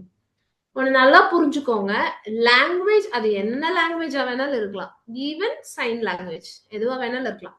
So language development அப்படிங்கிற ஒரு விஷயம் இருக்கும் பொழுதுதான் திங்கிங் அப்படிங்கிற விஷயமே வரும் இல்லைங்களா? இப்ப நான் வந்து ஆப்பிள்னா என்ன அப்படிங்கறத பத்தி எனக்கு தெரிஞ்சிருக்குது அப்படின்னா ஆப்பிள் பத்தி எனக்கு APPLE அப்படிங்கிறது இங்கிலீஷ் லாங்குவேஜ்ல ஆப்பிள பத்தி டிஸ்கிரைப் பண்ற வேர்டு இல்லைங்களா? தமிழ்ல இருந்தா ஆப்பிள் அப்படின்னு சொல்லுவோம் இல்லைங்களா? அப்ப அது அந்த லாங்குவேஜ் மூலமா தானே இது ஆப்பிள் இது ஆப்பிள் அப்படிங்கிற ஐடென்டிபிகேஷனே நமக்கு கிடைக்குது இல்லைங்களா? இப்போ ஒரு விஷயத்த எக்ஸ்பிரஸ் பண்றோம் அப்படின்னா எனக்கு ஏதோ ஒன்று அடிபட்டுருச்சு வலிக்குது அப்படின்னு நான் சொல்றேன்னா எனக்கு வலினா பெயின்னு தெரிஞ்சிருக்கணும். இந்த மாதிரி சென்சேஷன் பாடியில ஏற்படுது அப்படின்னா அதுக்கு பேரு பெயின், அது தமிழ்ல வலி அப்படின்னு சொல்றோம். அப்ப அது வந்து லாங்குவேஜ்ல பெயினுங்கிற வேர்டு, தமிழ்ல வலி அப்படிங்கிற வார்த்தையும் எனக்கு தெரிஞ்சிருக்கணும் இல்லைங்களா? அப்பதான் அதை எக்ஸ்பிரஸ் பண்ண முடியும். எக்ஸ்பிரஷன் மட்டும் இல்ல, திங்க் பண்றதுக்குமே. இப்ப நான் உங்களுக்கு வந்து ஒரு ஒரு விஷயமும் இந்த ஸ்டேஜஸ் பத்தி உங்களுக்கு சொல்லி தரேன் அப்படின்னா அது ஒரு டாய் கீழே விழுகுது, குழந்தை இப்படி போய் எடுக்குது அப்படின்னு சொல்றேன்னா நீங்க அதை சிம்பாலிக்கா மைண்ட்ல திங்க் பண்றீங்கன்னா எப்படி? ஒரு குழந்தை அப்படிங்கிற வார்த்தை வந்து என்னது ஒரு மொழியின் அடிப்படையில தான் நான் சொல்றேன் இல்லைங்களா? அப்ப அந்த மொழி தான் உங்களை திங்க் பண்ணுது, சிம்பாலிக்கா திங்க் பண்ண வைக்குது. சோ லாங்குவேஜ் எந்த அளவுக்கு ரேபிடா டெவலப் ஆகுதோ அந்த அளவுக்கு அவங்களோட சிம்பாலிக் திங்கிங்கும் இருக்கும், சரிங்களா? So thinking is intuitive and imaginative but lakhs logical reasoning. இந்த ஸ்டேஜ் பொறுத்த அளவுக்கு அவங்களுக்கு இன்ட்யூட்டிவாவும் இருக்கு, இமேஜினேட்டிவான திங்கிங்கும் டெவலப் ஆகும். ஆனா ஒரு லாஜிக் ரீசனிங் அப்படிங்கிறது வந்து லேக் ஆகும். இதுல காக்னிட்டிவ் லிமிடேஷன்ஸ் அப்படிங்கிறது என்னன்னு பாத்தீங்கன்னா ஈகோ சென்ட்ரிசம். இந்த ஸ்டேஜ் வச்சு நீங்க பொருத்தி பார்க்கணும். ஒரு 2ல இருந்து 7 வயசு இருக்கிற குழந்தைக்கு வந்து தான் என்ன நினைக்குதோ அந்த ஒரு பெர்ஸ்பெக்டிவ் தான் எக்ஸிஸ்ட் ஆகுதுங்கிற அளவுக்கு தான் அதோட புரிதல் இருக்கும். மற்றவங்களோட பெர்ஸ்பெக்டிவ் அப்படிங்கிற ஒரு விஷயத்த பாக்குறதுக்கு தெரியாது அந்த குழந்தைங்களுக்கு. அப்படி ஒரு விஷயம் எக்ஸிஸ்ட் ஆகுதுங்கிறத பத்தின அவேர்னஸே இருக்காது. அதனாலதான் அது ஈகோ சென்ட்ரிசம்னு நம்ம சொல்றோம். தட் மீன்ஸ் என்னோட ஓன் வியூ பாயிண்ட் மட்டும்தான் இருக்கு. ஈகோனா அதுதானே சொல்றோம், நான் பிடிச்ச முயலுக்கு 3 கால்னா 3 கால் அப்படின்னு சொல்றோம் இல்லைங்களா, அது ஈகோ தானே. சோ அவங்க அந்த ஈகோ சென்ட்ரிக் அப்படிங்கிற ஒரு ட்ரெயிட்ல இருப்பாங்க. பிகாஸ் அவங்களுக்கு அதர் பெர்ஸ்பெக்டிவ்ஸ் பார்க்க தெரியாது இந்த ஸ்டேஜ்ல 2 to 7 அப்படிங்கிறது. சென்ட்ரேஷன் அப்படிங்கிறது focusing on one aspect of a situation. Obviously ego சென்ட்ரிக்கா இருக்கும் பொழுது அதர் பெர்ஸ்பெக்டிவ்ஸ் அவங்களுக்கு யோசிக்க தெரியாது. அப்ப ஏதோ ஒரு ஆஸ்பெக்ட் ஆஃப் சிச்சுவேஷன் மேலதான் அவங்களுக்கு அந்த ஃபோக்கஸ் இருக்கும். அதுதான் centration. For example height of liquid in a glass, ஏதோ ஒரு ஆஸ்பெக்டா இருக்கலாம். அனிமிசம் அப்படிங்கிறது believe that inanimate objects have feelings or intentions. இது ரொம்ப ரொம்ப டிபிக்கலா குழந்தைங்க கிட்ட நம்ம பார்க்க முடியும். ஒரு டெடி பேரோ ஏதாவது ஒரு டாலோ எடுத்து வச்சுக்கிட்டு அதுக்கு லைஃப் உண்மையாலுமே இருக்கிற மாதிரி அந்த குழந்தைங்க நினைச்சுப்பாங்க. சாப்பிடும்போது அதுக்கும் சாப்பாடு ஊட்டுவாங்க, இந்த தண்ணி குடின்னு சொல்லுவாங்க, பக்கத்துல படுக்க வச்சு தூங்க வைப்பாங்க இல்லைங்களா. சோ இதுதான் animism, believing that inanimate objects have feelings or intentions. Then the lack of conservation. That is, the child does not understand that quantity remains the same despite changes in shape or appearance. For example, நீங்க ஒரு glass of water எடுக்கிறீங்க, எடுத்து பக்கத்துல ஒரு பவுல் வச்சிருக்கீங்க. இந்த இந்த class of water எடுத்து ஒரு பவுல், நல்லா அகலமா இருக்கிற ஒரு பவுல்ல ஊத்தும் பொழுது நமக்கு ஆஸ் அடல்ட் தெரியும் இந்த கிளாஸ்ல எவ்வளவு தண்ணி இருக்குதோ அந்த அளவு அப்படியே இதுல ஊத்துனீங்கனாலும் தண்ணியோட அளவு ரெண்டுலயுமே சேமா தான் இருக்கும். ஆனா குழந்தைங்க அதுதான் வந்து கன்சர்வேஷன் நம்ம சொல்றோம். இதுல இருக்கிற அளவு அப்படியேதான் இன்னொரு ஆப்ஜெக்ட் உள்ளயும் கன்சர்வ் ஆகுது அப்படிங்கிறது. ஆனா குழந்தைங்களுக்கு அது புரியாது இந்த ஸ்டேஜ்ல, 2 to 7 years ப்ரீ ஆபரேஷனல் ஸ்டேஜ்ல. அவங்க எப்படி பார்ப்பாங்கன்னா, ஏன்னா egocentric looking at only one focal point அப்படிங்கும் பொழுது டம்ளர் ஒரு கிளாஸ் அப்படிங்கிறது வெர்டிகலி ஹைட் இருக்கும், ஒரு அகலமான பாத்திரம் போது ஹாரிசான்டலா இருக்கும் அதோட சைஸ். அப்ப தண்ணி வெர்டிகலா இருக்கிறது அந்த ஹைட்டை மட்டுமே பார்த்துக்கிட்டு ஹரிசான்டலா அகலமா இருக்கிற பாத்திரத்துல ஊத்தும் போது தண்ணி இருக்கிற ஹைட் கம்மியா தெரியும். சோ அதனால இதுல இருக்கிற தண்ணியோட அளவும் இன்னொரு பாத்திரத்துல இருக்கிற தண்ணியோட அளவும் வேற வேற அப்படிங்கிற மாதிரி தான் எடுத்துப்பாங்க. So இதுதான் lack of conservation. That is, the child does not understand that quantity remains the same despite changes in shape or appearance. சரிங்களா, இதெல்லாம் தான் காக்னிட்டிவ். இந்த ஸ்டேஜ்ல இதெல்லாம் வந்து மென்டலா உங்களுக்கு லிமிட்டடா இருக்கும் புரிஞ்சுக்கிறதுக்கு. எக்ஸாம்பிள் பாருங்க, a child may think a taller glass holds more water than a shorter wider water. Sorry, one. Even if both contain the same amount. இது pre-operation stage. அடுத்த ஸ்டேஜ் பாத்தீங்கன்னா concrete operational stage which covers the age group of 7 to 11 years. So இதோட key features பாத்தீங்கன்னா children begin to think logically about concrete events. Concrete அப்படிங்கிற வார்த்தைக்கு பொருள் என்னன்னா, எதெல்லாம் நம்ம சென்சரி பெர்செப்ஷன்ஸ் மூலமா ஒரு விஷயத்த புரிதல் அப்படிங்கறது கொண்டு வரோமோ அதெல்லாம் concrete. Like for example a house, a building, a box, a toy, a school, a bus, a road, a flight. ஏன்னா இது எல்லாமே கண்ணுல பார்க்க முடியுது. ஸ்கை, கேலக்சி, ஸ்டார்ஸ், இதெல்லாமே நமக்கு விஷுவலா ஒரு இன்புட் அப்படிங்கிறது இதுதான் அப்படிங்கிறது தெரியுது. இதோட ஆப்போசிட், கான்கிரீட்க்கு ஆப்போசிட் வந்து அப்டிராக்ட். அப்டிராக்ட்னா for example love, knowledge, wisdom, இதெல்லாம் சொல்றோம் இல்லைங்களா, ஆங்கர், இதெல்லாம் வந்து ஒரு தன்மையை குறிக்கக்கூடியது. இதை வந்து நம்ம சென்ஸ் ஆர்கன்ஸ் மூலமா வந்து தொட்டு பார்த்தோ அந்த மாதிரி அந்த உணர்வுகளின் அடிப்படையில வந்து நம்ம எடுத்துக்க முடியாது. அதாவது பிசிக்கல் டச் அண்ட் ஃபீல் அப்படிங்கிறது மூலமா நம்மளால புரிஞ்சுக்க முடியாத விஷயங்கள் தான் வந்து அப்டிராக்ட் கான்செப்ட்ஸ் நம்ம சொல்லுவோம். கான்கிரீட் அப்படிங்கிறது நம்மளோட சென்ஸ் ஆர்கன்ஸ் யூஸ் பண்ணி ஒரு விஷயத்த வந்து புரிதல் ஏற்படுதுன்னா அதெல்லாம் கான்கிரீட் ஈவென்ட்ஸ். நல்லா பாத்துக்கோங்க, 7 to 11 இயர்ஸ்ல இருக்க குழந்தைங்களுக்கு கான்கிரீட் எக்ஸ்பீரியன்சஸ் கொடுத்தீங்கன்னா தான் அவங்களுக்கு லேர்னிங் வந்து ஸ்ட்ராங்கா இருக்கும். சரிங்களா, because they begin to think logically about concrete events தான். And also they understand conservation, reversibility and classification. சரிங்களா, சோ கன்சர்வேஷன் நம்ம ப்ரீவியஸ் எக்ஸாம்பிள் பார்த்தோம் இல்லைங்களா. சோ இதுல இருக்கிற அளவை இதுல மாத்தி ஊத்தும் போது ஸ்டில் அந்த ஆப்ஜெக்டோட சைஸ்ல வேரியேஷன் இருந்தாலும் அந்த தண்ணியோட அளவு சேம் குவான்டிட்டி தான் அப்படிங்கிற அந்த புரிதல் அவங்களுக்கு ஏற்பட ஆரம்பிக்கும். ஏன்னா கான்கிரீட்டா அதை பாக்குறாங்க. ரிவர்சபிலிட்டி அப்படிங்கும்போது அந்த ஸ்டேஜ் தன்மை மாறுது இல்லைங்களா? லைக் ஃபார் எக்ஸாம்பிள் ஒரு கற்பூரம் நம்ம கொளுத்துறோம் அப்படின்னா சாலிட்ல இருந்து லிக்விடா மாறுது, சாரி வேப்பரா மாறுது. அதை திருப்பி சில ப்ராசஸ் பண்ணா அதை ரிவர்ஸ் பண்ண முடியுது. ஸோ இந்த மாதிரி சின்ன சின்ன விஷயங்கள் பார்த்தீங்கன்னா ரிவர்சபிலிட்டி, ஏன்னா அது எல்லாமே கான்கிரீட் எக்ஸ்பீரியன்ஸ்குள்ள வருது. கிளாசிபிகேஷனா கரெக்டா குரூப் பண்ண தெரியுது. Because grouping also go with clear cut concrete experiences. Cognitive gain என்னன்னு பாத்தீங்கன்னா இங்க டீசென்ட்ரேஷன். ஏன்னா இப்ப வந்து அவங்களால மல்டிபிள் பெர்ஸ்பெக்டிவ்ல பாக்குற ஒரு தன்மை அவங்களுக்குள்ள பில்ட் ஆயிருக்கும்.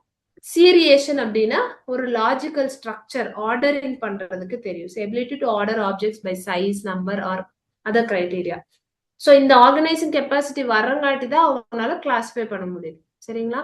And then transitive reasoning. இந்த மாதிரி symbolic, if A greater than B and B greater than C, then A is greater than C. இதுதான் ரெண்டு விஷயத்தோட லிங்க் யூஸ் பண்ணி ஒரு டிரான்சிட்டரி ரீசனிங் அப்படிங்கிற எபிலிட்டியும் உங்களுக்குள்ள பில்ட் ஆகும். So example, a child understands that 5 plus 3 equal to 8 and that 8 minus 3 equal to 5. சரிங்களா? இது கான்கிரீட் ஆபரேஷனல் ஸ்டேஜ். நல்லா மைண்ட்ல வச்சுக்கோங்க. 7 to 11 years அப்படின்னா what kind of experience would you give as a teacher in the classroom? Na concrete learning experience only will help the children in learning. சரிங்களா? Sorry. Next last stage is formal operational stage which covers 12 years and above. So இதுல key features பாத்தீங்கன்னா ability to think abstractly, hypothetically and systematically. So இங்க அடுத்த level abstract thinking, hypothetical thinking, அதாவது assumptive thinking and then systematic ஒரு விஷயத்தை வந்து think பண்றது. They can engage in deductive reasoning and problem solving beyond concrete situation. So general to specific போறது. சரிங்களா? So problem solving எபிலிட்டியும் வந்து அவங்க கான்கிரீட் லெவல் இருந்து அப்டிராக்ட் திங்கிங் இருக்கங்காட்டி ப்ராப்ளம் சால்விங் எபிலிட்டியும் வந்து என்ஹான்ஸ் ஆகும். இங்கே காக்னேட்டிவ் ஸ்கில்ஸ் பார்த்தீங்கன்னா meta cognition which means thinking about once own thinking. நான் எப்படி சரியா திங்க் பண்றேன், நான் இந்த ப்ராப்ளத்தை இப்படி சால்வ் பண்ணலாம்னு நினைக்கிறேன், இது கரெக்டா இல்ல எங்க நான் லேக் ஆகுறேன், இந்த மாதிரி திங்கிங்கை பத்தின திங்கிங் தான் மெட்டா காக்னிஷன். ஹைபோதிசிஸ் டெஸ்டிங் அப்படிங்கும்போது so can imagine different outcomes and test ideas mentally. Mentally வந்து கணக்கு போடுறது. And then moral reasoning. So a child begins to consider ethical principles and justice. So example பாத்தீங்கன்னா teenager can debate philosophical questions or plan a scientific experiment. So இதுதான் வந்து formal operational stage. சரிங்களா? இதுல இந்த தியரியுடைய education implications என்னன்னு பாத்தீங்கன்னா so teaching should match the child's developmental stage. Obviously learning process அப்படிங்கிறது எதுக்காக? knowledge building. So knowledge building அப்படிங்கிறது it happens at the cognitive level, that is at the intellectual level. So அப்ப அந்த குழந்தை எந்த developmental ஸ்டேஜ்ல இருக்கோ அதுக்கு ஏற்றாறு போல நம்மளோட டீச்சிங் ஸ்ட்ராட்டஜிஸ் இருக்கணும். சரிங்களா? இப்போ அடோலசன்ட் ஸ்டேஜ்ல இருக்காது 12 இயர்ஸ் அண்ட் அபவ் இருக்கிற குழந்தைங்களுக்கு என்ன மாதிரியான learning strategies teaching strategies use பண்ணணும் அப்படின்னா abstract thinking, hypothetical thinking, scientific reasoning இந்த மாதிரி விஷயங்களை ஸ்டிமுலேட் பண்ற மாதிரி இருக்கணும். சாரி 7 to 11 இயர்ஸ்னா அவங்களுக்கு கான்கிரீட்டா ஒரு விஷயங்களை புரிஞ்சுக்கிற மாதிரியான எக்ஸ்பீரியன்சஸ் கொடுக்கணும். ஸோ அந்த மாதிரி ஸ்டேஜ் ஸ்பெசிஃபிக்கா என்ன மாதிரியான எக்ஸ்பீரியன்ஸ் அண்ட் டீச்சிங் ஸ்ட்ராட்டஜிஸ் நம்ம கொடுக்கணுங்கிறத வந்து ஹெல்ப் பண்ணும். சரிங்களா? Hands-on activities are crucial, especially in early stages. Yeah, hands-on activities, concrete experience கொடுக்கிறதுக்கு hands-on activities தான் ரொம்ப ஹெல்ப்ஃபுல்லா இருக்கும். And then encourage exploration, questioning and discovery. இப்ப நம்ம ஸ்டேஜ் வைஸா எங்கெங்க அவங்க லேக் ஆவாங்க, எந்த ஏரியா சேலஞ்சிங்கா இருக்கோ அவங்க திங்கிங் ப்ராசஸ் எப்படி இருக்குங்கிறத நம்ம புரிஞ்சுக்கிட்டோம்னா அந்தந்த கிளாஸ்க்கு ஏற்றார் போல லெவலுக்கு ஏற்றார் போல அவங்களை எக்ஸ்ப்ளோர் பண்ண வைக்கிறது, நம்ம கொஸ்டின் கேட்க வைக்கிறது, அவங்க நிறைய விஷயங்களை வந்து தெரிஞ்சுக்கிறதுக்கு இது எல்லாமே நம்மளால சப்போர்ட் பண்ண முடியும். And then use concrete examples before introducing abstract concepts. சில நேரங்கள்ல வந்து ஹையர் கிளாஸஸ் வர வர நிறைய அப்டிராக்ட் கான்செப்ட்ஸ் வந்து அவங்க லேர்ன் பண்ணுவாங்க. ஸோ அது வந்து you have to build from concrete examples. சரிங்களா? ஸோ இதெல்லாம் educational implications. So according to this theory, அது எரிக்சனோட தியரியா இருந்தாலும் சரி இல்ல பைகட்டோட தியரியா இருந்தாலும் சரி, Each stage builds upon previous stage level developments, and understanding the milestone for each stage is very important for supporting healthy growth and well-being in children. சரிங்களா? So with this I am completing today's session. உங்களுக்கு இதுல ஏதாவது doubts இருக்கா? Ma'am எனக்கு டவுட்னு எதுவும் இல்ல ma'am. ஆனா வந்து எனக்கு எங்க ஏரியால டவர் கிடையாது. சோ ஓகேப்பா. அடிக்கடி வந்து இந்த மீட்டிங் விட்டு வெளியே வந்துட்டு திரும்ப உள்ள வர மாதிரி இருக்கு. Login log out. எனக்கு வந்து ஓகே ஓகே. இதோட இல்ல மேபி பீரியட். உங்களுக்கு இந்த கிளாஸ் ரெக்கார்டிங் இருக்கும்பா. அது உங்களுக்கு ஷேர் பண்ணுவாங்கன்னு நினைக்கிறேன். Maybe you can check with yes ma'am. Coordinator. Day 1 child first பண்ணோம் பாத்தீங்களா, அதுவும் அதே மாதிரி தான். கூகுள் மீட்ல ஓகே போனது. ஓகே ஓகே நான் ஓகே இந்த டே 1ல இருந்து நான் கேட்டுட்டு தான் இருக்கேன். எனக்கு அது ஓகே மட்டும் ஓகே கொஞ்சம் ஹெல்ப் பண்ணுங்க மேம். ஏன்னா இது வில்லேஜ் ஓகே சைடு ரொம்பவும் டவர் இஷ்யூஸ் இருக்கும். ஓகேப்பா தேங்க்யூ ஓகே. மேம். அதான்ப்பா உங்களுக்கு வந்து ஏன்னா இது கிளாஸ் வந்து ரெக்கார்ட் பண்ணுவாங்க. It's already in recording mode. So உங்களுக்கு ஒன்ஸ் கிளாஸஸ் ஆர் ஓவர் அப்படின்னா உங்களுக்கு the recording will be shared. So you can make use of that. And PPT also I will be sharing it in the WhatsApp group. So அதை நீங்க நோட்ஸ்க்கு use பண்ணிக்கோங்க. Thank you ma'am. And நீங்க extra notes வேணாலும் okay. நான் அதான் சொல்றேன். நான் டே 1ல இருந்து அதான் சொல்றேன். Once you are clear with the concept, attending the MCQs is going to be very easy. ஆனா கான்செப்ட் புரிதல் இல்லாம நீங்க ஆப்ஷன்ஸ் வந்து சூஸ் பண்றதுக்கு கஷ்டமா இருக்கும். அதனால தான் I'm taking it very slow. Theories நிறைய இருக்கு. எல்லாம் ஒன்னா நான் எடுத்தேன்னா யூ வில் கெட் கன்ஃபியூஸ்ட். சரிங்களா? ஆனா இது ரொம்ப ஈஸி அண்டர்ஸ்டாண்ட் பண்ணிக்கிறதுக்கு. ஏன்னா இது எல்லாமே நம்மளும் இந்த ஸ்டேஜ் கோ த்ரூ பண்ணி வந்திருப்போம். நம்ம வீட்டுல குழந்தைங்க இருந்தாலும் குழந்தைங்க வளர்றது இதெல்லாம் பண்ணுவாங்க. அட ஆமால இந்த ஸ்டேஜ்ல தானே இந்த குழந்தைங்க இதெல்லாம் பண்றாங்க. You will be able to relate. அப்ப மறக்காது உங்களுக்கு. இல்லைங்களா? Okay ma'am. So any other doubt or if you want to share anything or if you want me to make it இன்னும் கொஞ்சம் ஸ்பீடா சொல்லுங்க அப்படின்னாலும் I can do. So I just want you to get to like a proper comfort state. Ma'am இதுவே கிளியரா தான் கிளியரா இருக்கு. புரியுதுங்க. Okay okay okay.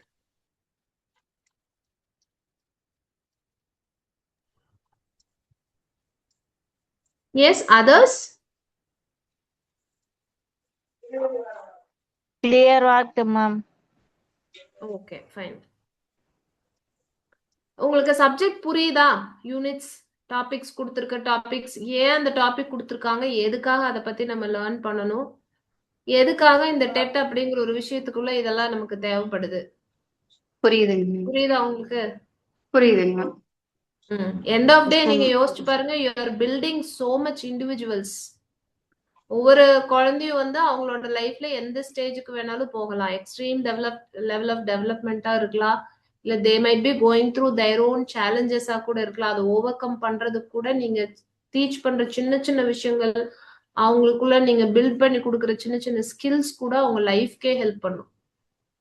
So that is why teacher role is a very sensitive and responsible role. Ma'am ஒரு சின்ன ஹெல்ப்புங்க ma'am. S S. நீங்க இந்த ஸ்லைடு வந்து ஷேர் பண்றீங்களா, அது எங்களுக்கு வந்து முன்னாடியே அது கொடுத்துட்டீங்கன்னா நீங்க நீங்க வந்து கிளாஸ் எடுக்கும்போது அதுல நீங்க என்னென்ன சொல்றீங்களோ அதுல நாங்க நோட் பண்ணிக்குவோம் இல்லைங்க மேம். Okay okay. முன்னாடியே கொடுத்துட்டீங்கன்னா அதை நாங்க நோட் பண்ணிட்டு நாங்க படிக்கும் போது நீங்க நடத்துற கிளாஸையும் நாங்க படிச்சதையும் ரிலேட் பண்ணி பாக்குறதுக்கு எங்களுக்கு ஈஸியா இருக்கும் இல்லைங்க மேம். ஓகேப்பா ஓகே ஓகே. இப்ப நீங்க பவர் பாயிண்ட் ஷோ பண்றதுனால அதை எழுதுறதாங்க கான்சென்ட்ரேஷன் போகுது. நீங்க அனுப்புவீங்களோ அனுப்ப இல்ல மாட்டீங்களோ. நீங்க அது வந்து உங்களுக்கு நீங்க அப்படியே அதை எழுத வேணாம். ஏன்னா I will be sharing the PPT with you anyway. சரிங்களா? See, you have to focus on understanding the concept in like whatever is taught in the class. கிளாஸ்ல என்ன சொல்லி தரமோ அந்த கான்செப்ட்ஸ வந்து உங்களோட ஓன் வேர்ட்ஸ்ல நீங்க அதை நோட் பண்ணி வச்சுக்கோங்க. மேபி அதாவது சில கீவேர்ட்ஸ் இருக்குன்னா அதை நோட் பண்ணிக்கோங்க. அதுதான். அப்புறம் கொஞ்ச நாள் கழிச்சு பார்த்தா நீங்க எதுக்கு எந்த கான்செப்டுக்கு எது சொன்னீங்கன்னு எங்களுக்கு தெரியாதுல்ல. தெரியாது. Okay okay. சோ பிஃபோர் ஹேண்டாவே எல்லாமே 30+ தான் இருப்பாங்க மேம். நமக்கு இது ஒன்னே ஃபுல் ஃபோக்கஸ்டா இருக்கு. அதுல இன்னும் 2 நாள் கழிச்சு எடுத்து பார்த்தாலும் மேம் வந்து இந்த டாபிக் தான் இது சொன்னாங்கன்னு எங்களுக்கு வந்து ரிலேட் பண்ணி பாக்குறதுனா நீங்க எங்க நடத்துறீங்களோ அந்த கீ பாயிண்ட்ஸ் எழுதணும்னா கொஞ்சம் எனக்கு சொல்றேங்க மேம், படிக்கிறதுக்கு கொஞ்சம் ஈஸியா இருக்கும். அதுக்காக இப்ப நான் ஸ்கூல்ல ஒர்க் பண்ணிட்டு இருக்கேன் மேம். நான் டெய்லி 1 hour தான் உட்காரவே முடியும். Okay okay. பிஜியா ஒர்க் பண்ணிட்டு இருக்கேன். நான் ப்ரமோஷனுக்காக எழுதுறேன். ஓகே அப்போ வந்து ஓகே என்னால 1 hour மட்டும் தான் உட்கார முடியும்னா மறுபடியும் நான் திருப்பியே பார்க்க முடியாதுங்க மேம். மறுபடியும் நான் 7 மணிக்கு வந்துதான் பார்க்க முடியுங்க. ஓகே ஓகே அதுக்காக ஓகே சொல்றேங்க ma'am. Okay okay okay okay so ma'am. நான் இன்னைக்கு கிளாஸ்ல என்ன உங்களுக்கு டீச் பண்ண போறேனோ அதுக்கு ரிலேட்டடான பிபிடி கண்டென்ட் உங்களுக்கு அஹெடா ஷேர் பண்ணிட்டா you can glance through it. ஒரு ஸோ நாள் அப்ப முன்னாடியே நீங்க பண்ணிட்டீங்கன்னா நாங்க பிரிண்ட் அவுட் எடுத்து வச்சுட்டோம் மேடம். அந்த இடத்துல நாங்க நோட் பண்ணி வச்சுக்குவேன். இது அப்படி வந்து பண்ணிக்கிறீங்க. ஓகே ஓகே ஓகே இல்ல நீங்க ஓகே ஃபுல்லாவே எல்லாமே ஃபர்ஸ்டே எடுத்து வச்சிட்டீங்கன்னா ஃபர்ஸ்டே அனுப்பிச்சிட்டீங்கன்னா நாங்க பிரிண்ட் அவுட் எடுத்துட்டோம்னா அப்படி கண்டினியூஸா நோட் பண்ணிக்கலாங்க மேம். அதுக்காக தான். Okay okay okay understood understood. But எப்படியாவது ஜஸ்ட் ஒரு ரிஃப்ளெக்ஷன் கேக்குறேன். இது உங்களை கவுண்டர் பண்றதுக்காக நான் கேட்கல. Just to make you understand the situation I am okay asking you question same திங்ல. ஓகே இப்போ உங்களோட ஏஜ், உங்களோட எக்ஸ்பீரியன்ஸ், உங்களோட குவாலிஃபிகேஷனுக்குள்ளயும் வந்து அந்த கிளாஸ் ரூம் எக்ஸ்பீரியன்ஸ் அப்படின்னு லேர்னிங் எக்ஸ்பீரியன்ஸ்டு வரும்பொழுது you expect some kind of support. இப்படி இருந்தா பெட்டரா இருக்கும்ல அப்படிங்கிறது you are able to sense இல்லைங்களா? S ma'am. அப்ப நம்மளோட இந்த ஏஜ் இவ்வளோ எக்ஸ்பீரியன்ஸ்குள்ளயும் we still have that need இல்லைங்களா? Nothing wrong with that. அது சரியா தப்பாங்கிறதுக்குள்ள வரல. It's very good to have that. கண்டிப்பா ஒருத்தருக்கும் ஃபார் டிஃப்ரெண்ட் ரீசன்ஸ் இருக்கலாம். அப்ப நம்மளோட ஏஜ்க்கு இந்த எக்ஸ்பீரியன்ஸ்க்கே நமக்கு இந்த நீட் ஏற்படுது அப்படிங்கும் பொழுது கிளாஸ் ரூம்குள்ள குழந்தைங்களுக்கும் அந்த சப்போர்ட் தேவைப்படும் இல்லைங்களா? கண்டிப்பா மேம் ஷோரா. இப்ப நானே கிளாஸ்ல பாடம் நடத்துறதுனாலும் நான் புக்கை பார்க்காம நடத்துவோம். நடத்திட்டு மறுபடியும் புக்கை ரெஃபர் பண்ணாதானே நம்ம எந்த புக்ல எந்த இடத்துல எங்க நடத்தணுங்கிறது அவளுக்கு தெரியும் மேடம். கரெக்ட். இதுல இன்னும் நீங்க எக்ஸ்ட்ராவா தெரிஞ்சுக்க வேண்டிய விஷயம் என்னன்னா, நம்ம ஃபோக்கஸ்டா இருக்கோம். இதுதான் நீ கிளாஸ்ல படிக்க போற, இதுக்கு நம்ம ப்ரிப்பேர் பண்ணணும் அப்படிங்கிற அந்த கோல் ஓரியன்டட் பிஹேவியர் நம்ம கிட்ட இருக்கும். ஆனா குழந்தைங்க அவங்க ஏஜுக்கான டிஸ்ட்ராக்ஷன்ஸ் இருக்கும். மற்ற நம்ம இந்த ஸ்டேஜஸ் பார்த்தோம் இல்லைங்களா, எரிக்சனோட ஸ்டேஜஸ்லாம். ஸோ அந்தந்த ஸ்டேஜ்ல அவங்களுக்கான அந்த கான்ஃபிளிக்ட் ரிசால்வ் ஆகாம இருக்கும், சிலருக்கு ஆகிருக்கும். அப்ப அதுவும் சேர்த்துதான் அவங்களோட கிளாஸ் ரூம்குள்ள எடுத்துட்டு வருவாங்க. அது அவங்களுக்கே தெரியாம இருக்கும். சரிங்களா? அப்ப நம்ம இதெல்லாம் வந்து கிளாஸ் ரூம்ல நம்ம பொருத்தி பார்க்கணும். சரிங்களா? தட் இஸ் வேர் ஒரு ப்ரொஃபஷனலி ஸ்டாண்டர்டான டீச்சர் அப்படிங்கிறவங்க நிக்க முடியும். நம்ம இத வந்து most teachers, only passionate teachers bring all these components into the classroom. Yes ma'am. Most teachers வந்து இத எடுத்துட்டு வர்றதில்ல. But as an educator, it's my humble request. ஏன்னா ஏதோ ஒரு வகையில I am getting connected with you as an educator for you. So அந்த aspectல I'm just giving you this insight. So make sure நீங்க என்ன கான்செப்ட்ஸ் என்ன தியரிஸ் லேர்ன் பண்றீங்களோ அது எல்லாமே வந்து வெறுமனே தியரியா டெவலப் பண்ணதில்ல. Whatever is there already existing in human behaviour right from infancy till our death, அதை ப்ராக்டிக்கலா அப்சர்வ் பண்ணி தான் இது எல்லாமே தியரம்ஸ் வந்து பில்ட் பண்ணிருக்காங்க, தியரிஸ். ஸோ அதை let us try to bring in to the class room so that children will have great learning experience. சரிங்களா? அதுதான் இந்த கனெக்டோட நீங்க சப்ஜெக்ட லேர்ன் பண்ணீங்கன்னா இந்த எக்ஸாம் கிளியர் பண்றது ரொம்ப ஈஸி.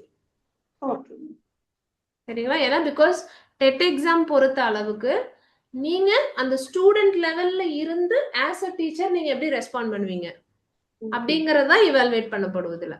கொஸ்டின்ஸே அதன் அடிப்படையில தான் இருக்கும். உங்களுக்கு டைரக்டா இந்த தியரியோட யார் இத தியரி ஃபார்முலேட் பண்ணாங்க அப்படிங்கிற மாதிரி கேள்விகள் இருக்காது. அப்ளிகேஷன் ஓரியன்டட் கேள்விகள் தான் இருக்கும். சரிங்களா? ஓகே.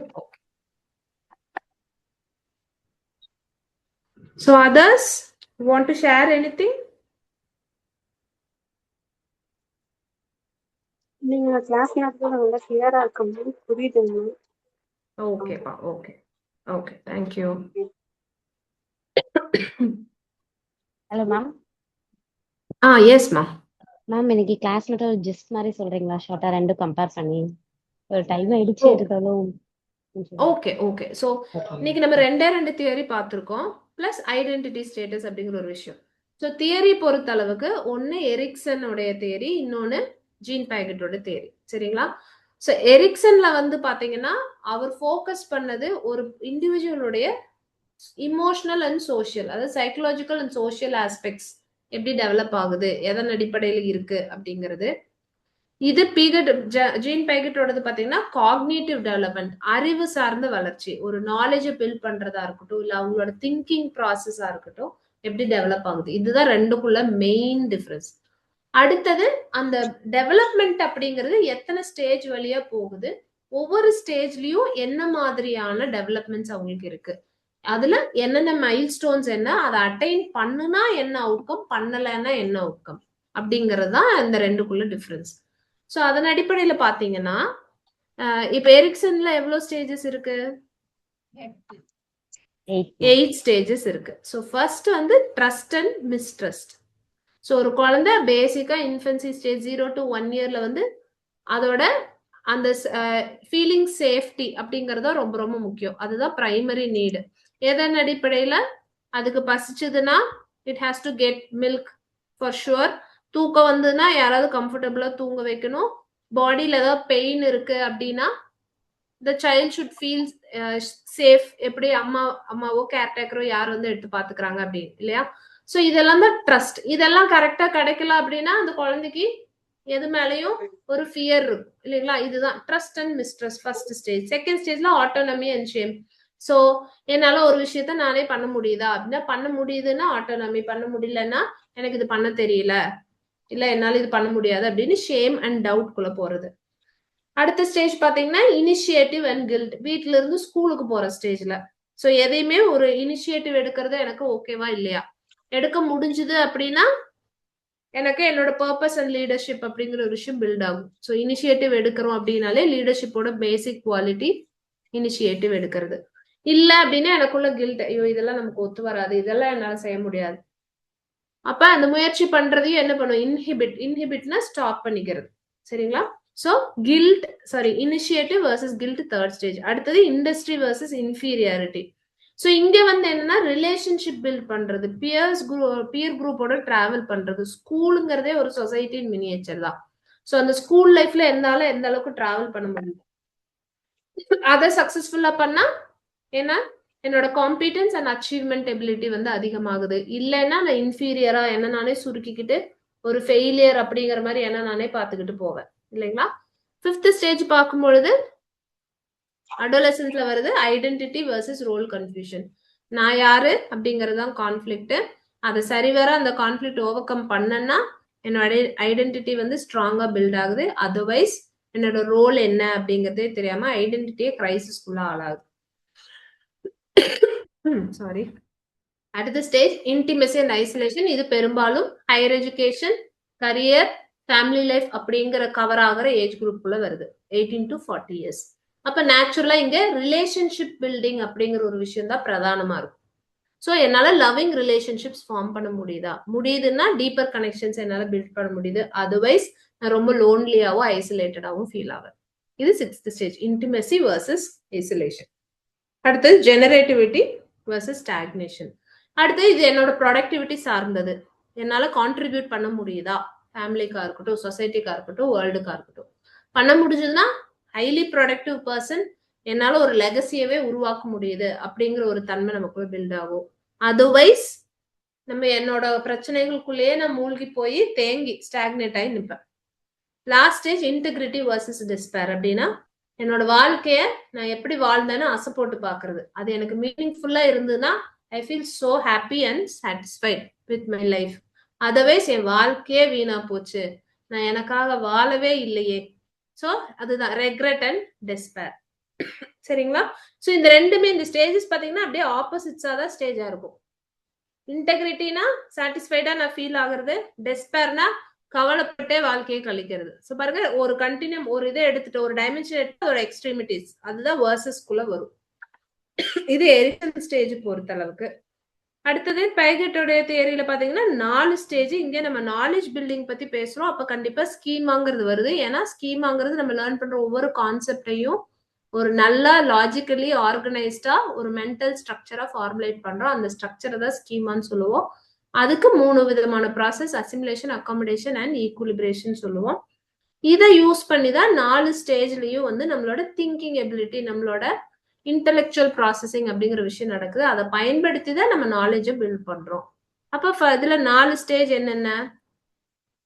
Sensory motor stage. அது வந்து ரொம்ப ஏர்லி ஸ்டேஜ், பர்த் டு 2 yearsல சென்சரி பிளஸ் மோட்டார், அதாவது நம்மளோட சென்சரி இன்ஃபர்மேஷன், நம்ம சென்ஸ் ஆர்கன்ஸையும் மோட்டார் ஆக்ஷன்ஸ் மூவ்மெண்ட்ஸ் அடிப்படையிலையும் ஒரு விஷயத்த நம்ம தெரிஞ்சுக்கிறதுக்கு, நாலேஜ் கெயின் பண்ணிக்கிறதுக்கு நம்ம பயன்படுத்துறோம். அதுக்கு அடுத்த ஸ்டேஜ்ல ப்ரீ ஆபரேஷனல் ஸ்டேஜ். இதுல என்ன பண்றோம்? லாங்குவேஜ் டெவலப்மெண்ட், லாங்குவேஜ் மையமா வச்சு சிம்பாலிக்கா திங்க் பண்ண ஆரம்பிக்கிறோம். சரிங்களா? இப்ப ஃபர்ஸ்ட் வந்து சென்சரி மோட்டார் ஸ்டேஜ்ல வந்து நான் உங்ககிட்ட ஆப்பிள்னு ஒண்ணு கொண்டு வந்து காட்டுவேன். நீங்க அதை தொட்டு பார்த்து, கடிச்சு சாப்பிட்டு பார்த்து, கண்ணுல பார்த்து, கையை இப்படி எடுத்து கொண்டு போய் கையில ஹோல்ட் பண்றது ஒரு மோட்டார் ஆக்டிவிட்டி, அதை எடுத்து வாயில கொண்டு வந்து கடிக்கிறது ஒரு motor activity. So sensory motor ஸ்டேஜ்ல அந்த ஆப்பிள் இவ்வளோ விதமான எக்ஸ்பீரியன்ஸ் பண்ணி அதை ஆப்பிள் அப்படின்னு லேர்ன் பண்ணிருப்பீங்க. ப்ரீ ஆபரேஷன் ஸ்டேஜ் வரும்போது அதோட பேர் ஆப்பிள் அப்படிங்கிறது எப்படி தெரியும்? அந்த லாங்குவேஜ் டெவலப் பண்றதுனாலதான், இல்லைங்களா? சோ அப்ப அங்க லாங்குவேஜ் டெவலப் ஆகுது. சோ இப்ப நான் ஆப்பிள்னு சொன்னாலே என்னோட மைண்ட்ல ஆப்பிள்னா எப்படி இருக்கும், என்ன கலர் இருக்கும், என்ன டேஸ்ட் இருக்கும், என்ன ஷேப்ல இருக்கும், என்ன சைஸ்ல இருக்கும், இது எல்லாமே என்னால திங்க் பண்ண முடியும். சென்சரி மோட்டார் ஸ்டேஜ்ல திங்கிங்கிறது அவ்வளவு டெவலப் ஆயிருக்காது. ஏன்னா எல்லாமே சென்சேஷன் அண்ட் மூவ்மெண்ட் மூலமா தான் லேர்ன் பண்ணுவோம். அதுல ஸ்டேபிளா லேர்ன் பண்ண விஷயத்தை வச்சு செகண்ட் ஸ்டேஜ்ல ஜஸ்ட் பை லாங்குவேஜ் டெவலப் ஆயிடுச்சுனாலே ஜஸ்ட் பை சிம்பிள் ஃபார்ம்ல திங்க் பண்ணி அதை புரிஞ்சுக்கிறோம். அப்ப நாலேஜ் கன்ஸ்ட்ரக்ஷன் பாருங்க, இப்ப சிம்பாலிக் ஃபார்ம் எடுக்குது. முன்ன ஒரிஜினலாவே ஆப்ஜெக்டா இருந்து அது மூலமா லேர்ன் பண்ணது இப்ப சிம்பிளா வந்து லேர்ன் பண்றோம். ஏன்னா லாங்குவேஜ் டெவலப் ஆகுங்க. அதுலயும் பாத்தீங்கன்னா ஈகோ சென்ட்ரிக்கா இருப்போம். ஏன்னா தன்னோட ஒரே ஒரு பெர்ஸ்பெக்டிவ் மட்டும்தான் தெரியும், மத்தவங்க பெர்ஸ்பெக்டிவ் புரிஞ்சுக்க தெரியாது. ஒரு பர்டிகுலர் ஃபோக்கஸ்ல மட்டும்தான் ஒரே ஒரு ஆஸ்பெக்ட் தான் பார்க்க தெரியும். லைக் என்ன சொல்றது, இன்அனிமேட் ஆப்ஜெக்ட்ஸ்க்கும் வந்து ஒரு லைஃப் இருக்கிற மாதிரி, ஃபீலிங்ஸ் இருக்கிற மாதிரி நினைச்சுப்பாங்க குழந்தைங்க. கன்சர்வேஷன், அந்த லைக் கண்டெய்னர்ஸ் வேற வேற ஷேப் அண்ட் ஃபார்ம்ல இருந்தாலுமே அதுல இருக்கிற விஷயங்கள் குவான்டிட்டின்னு வரும்பொழுது சேமா இருக்குங்கிறத ஐடென்டிஃபை பண்ணி பார்க்க தெரியாது. இது pre operational. And operational stage, அதாவது கான்கிரீட் ஆபரேஷனல் போது இன்னும் கொஞ்சம் அட்வான்ஸ். சிம்பாலிக்கா திங்க் பண்ணிட்டு இப்ப கான்கிரீட் எக்ஸ்பீரியன்ஸ்ல ஹேண்ட்ஸ் ஆன் ஆக்டிவிட்டிஸ் எல்லாம் பண்ணி லாஜிக்கலா நான் இப்ப புரிஞ்சுக்க ஆரம்பிக்கிறேன். சரிங்களா? அப்ப இங்க கன்சர்வேஷன் அப்படிங்கிற விஷயம் ஓகே, இந்த ஆப்ஜெக்ட் ஹைட்டா இருக்கு, இன்னொரு ஆப்ஜெக்ட் கண்டெய்னர் வந்து வைடா இருக்கு, ஷார்ட்டா இருக்கு. ஆனாலும் தண்ணி இதுல இருக்கிற அளவு எடுத்து அப்படியே ஊத்துனாலும் தண்ணியோட அளவு மாறாது. ஏன்னா ரெண்டு ஷேப் அண்ட் சைஸ்ல தான் வேரியேஷனே தவிர உள்ள ஊத்துற தண்ணியில எந்த சேஞ்சும் இல்லை அப்படிங்கிற லாஜிக் நம்ம பிடிக்கிறோம் இல்லைங்களா? அதுதான் லாஜிக்கல் திங்கிங் வந்து கான்கிரீட் ஈவென்ட்ஸ் மூலமா, ஹேண்ட்ஸ் ஆன் ஆக்டிவிட்டி மூலமா எக்ஸ்ப்ளோர் பண்ணி தெரிஞ்சுப்பாங்க. ஸோ இதுல டீசென்ட்ரேஷன், அப்ப டிஃப்ரெண்ட் பெர்ஸ்பெக்டிவ் பாக்குறேன். ஏன்னா கண்டிப்பா லாஜிக் அப்படிங்கிற ஒரு விஷயத்த ஃபோக்கஸ் பண்ணும்போது மல்டிபிள் பெர்ஸ்பெக்டிவ் அப்படிங்கிற புரிதல் வரும். அப்ப டீசென்ட்ரேஷன், சென்ட்ரேஷன்னா ஒரு மையமா ஒரே ஃபோக்கஸ்ல பாக்குறது, டீசென்ட்ரேஷனா மல்டிபிள் பெர்ஸ்பெக்டிவ்ல இருந்து பாக்குறது. சீரியேஷனா லாஜிக்கல் ஆர்டர், ஏன்னா இங்க ஆல்ரெடி லாஜிக்கல் திங்கிங் தான் இங்க டெவலப் ஆகுது. ஸோ அப்ப எதையும் ஒரு ஆர்டர்டா ஸ்ட்ரக்சர்டா பாக்குற ஒரு தன்மை. சரிங்களா? அகைன் லாஜிக்கல் ரீசனிங்னாலே டிரான்சிட்டிவ், ஒரு கண்டிஷன் இன்னொரு கண்டிஷன் சொல்றாங்க, ரெண்டு கண்டிஷனை அப்ளை பண்ணி மூணாவது விஷயம் என்ன அப்படிங்கறத அந்த டிரான்சிட்டிவ் ரீசனிங் நம்ம சொல்றோம். அண்ட் லாஸ்ட்லி ஃபார்மல் ஆபரேஷன்ஸ் இன்னும் அட்வான்ஸ்டா. இப்போ இங்க அப்டிராக்ட் திங்கிங், ஹைப்போதெட்டிக்கல் அசம்ஷனோட திங்க் பண்றது, சயின்டிபிக் ரீசனிங், சிஸ்டமா ஒரு விஷயத்தை பார்த்துக்கிறது, general to specific level of reasoning, இதெல்லாம் உங்களுக்கு மெட்டா காக்னிஷன், மாரல் ரீசனிங், இது எல்லாமே அடுத்தடுத்த லெவல்ல வரக்கூடிய டெவலப்மெண்ட். ஸோ இங்க வந்து காக்னிட்டிவ், அவங்களோட அறிவு சார்ந்த வளர்ச்சி, திங்கிங் சார்ந்த வளர்ச்சி எப்படி ஏற்படுதுங்கிறதா ஜீன் பைகெட்ல சொல்லக்கூடியது. ஸோ இங்க நீங்க ஃபோக்கஸ் பண்ண வேண்டியது ஒரு குழந்தையோட ஏஜ் குரூப்போ கிளாஸோ கொடுத்து இந்த குழந்தைக்கு என்ன மாதிரியான எக்ஸ்பீரியன்ஷியல் லேர்னிங்கை நீங்க கொடுப்பீங்க, இல்ல ஒரு லேர்னிங் அந்த குழந்தைக்கு ஒரு நாலேஜ் பில்டிங் பண்ண வைக்கணும்னா என்ன மாதிரியான எக்ஸ்பீரியன்ஸ் டீச்சிங் ஸ்ட்ராட்டஜி யூஸ் பண்ணுவீங்க. Will you give abstract learning experience or concrete learning experience or sensory based learning experience அப்படின்னா உங்களுக்கு அந்த ஏஜ் குரூப் கேட்டார் போல எதை சூஸ் பண்ணணும்னு தெரிஞ்சிருக்கும்.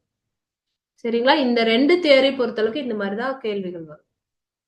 கிளாஸோ ஏஜோ அதை சொல்லி அதுக்கு ஏற்றார் போல என்ன மாதிரியான எக்ஸ்பீரியன்ஸ் கொடுப்பீங்க, இல்ல என்ன மாதிரி டீச்சிங் ஸ்ட்ராட்டஜி கொடுப்பீங்க அப்படிங்கிற மாதிரி கேள்விகள் தான் இதுல வரும்.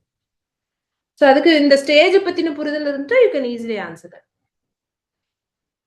ஓகேங்களா? Okay, ma'am. Thank you so much. Okay. So if you have no other questions or things to discuss, we can close the session today. I'll be sharing the PPT in the group. Okay? Thank you, ma'am. Okay. Yeah. Thank you. So you all can leave the session.